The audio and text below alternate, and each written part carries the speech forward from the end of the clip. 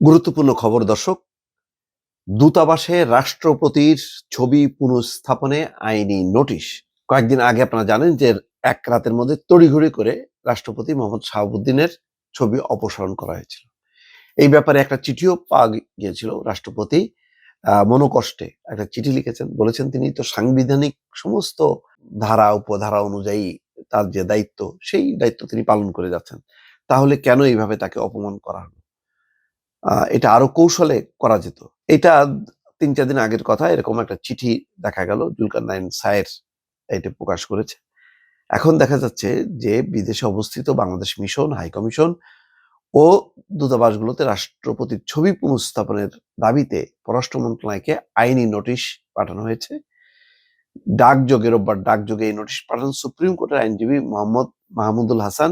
নোটিশে পররাষ্ট্র মন্ত্রণালয়ের সচিবকে বিবাদী করা হয়েছে। এখানে বলা হচ্ছে যে এতে দেশ জুড়ে উদ্বেগের সৃষ্টি হয়েছে অপসারণ করার ফলে, এবং কারণ রাষ্ট্রপতির ছবি প্রদর্শন দীর্ঘদিনের রাষ্ট্রীয় প্রোটোকলের অংশ।